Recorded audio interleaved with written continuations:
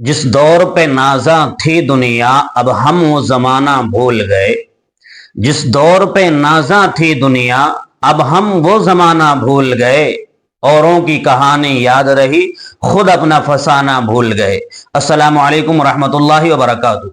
नाज़रीन किराम, इस शहर की रोशनी में मैं एक दावा आपकी अदालत में पेश कर रहा हूँ।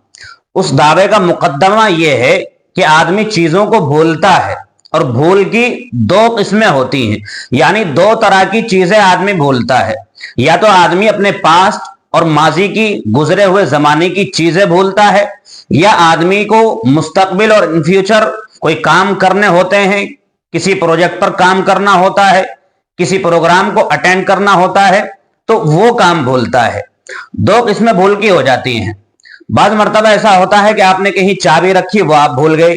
किसी ने कोई एड्रेस और पता बताया, आप वहां होकर के आए, वो पता आपके जहन से निकल जाता है। किसी का मोबाइल नंबर आपको याद नहीं रहा, किसी का नाम आपको याद नहीं रहा। अपने बचपने की हालत और बचपन के वाकयात आदमी भूल जाता है।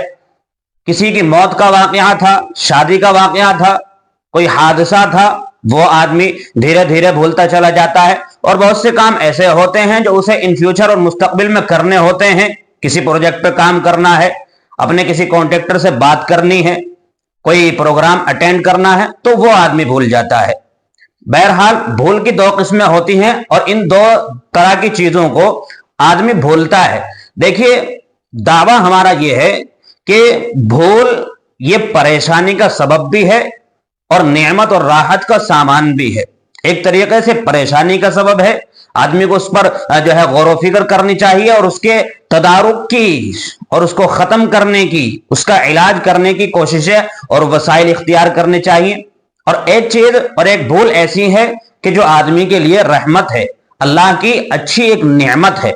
देखिए, परेशानी का सबब भूल उस वक्त में बनती है कि जब आदमी को जरूरी कोई काम फ्यूचर में करने होते हैं, या माजी की कोई ऐसी याद और ऐसी मेमोरी जो कि उसे याद रखनी थी और वो याद नहीं रख सका, उससे उसका जानी या माली या आपस में जो राब्ते होते हैं, चाहे वो किसी बॉस का और एम्प्लॉय का वास्ता और राब्ता हो, चाहे वो दोस्त दोस्त का वास्ता और राब्ता हो, चाहे बाप बेटे का वास्ता, चाहे मियाँ बीवी और जो है शोहर और बीवी और उसकी अहलिया का वास्ता हो, तो अगर ऐसी भूल आदमी को लग रही है कि इस तरह के नुकसानात उसे हो रहे हैं, जानी या माली नुकसान हो रहा है, तो वाकईतन वो परेशानी का सबब है। लेकिन नेमत और राहत का सबब भी भूल बनती है। बाज़ मर्तबा आदमी को किसी का उसने अपनी आंखों से एक्सीडेंट देखा, कोई हादसा देखा, बीवी का इंतकाल हो गया, कितना गमों का पहाड़ आदमी के ऊपर टूटता है।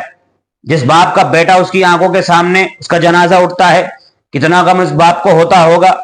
बीवी जो है वो बेवा हो गई, शोहर चला गया, कितना गमों का पहाड़ टूटता है। किसी का भाई चला गया, उसको गम और दर्द और रंज होता है।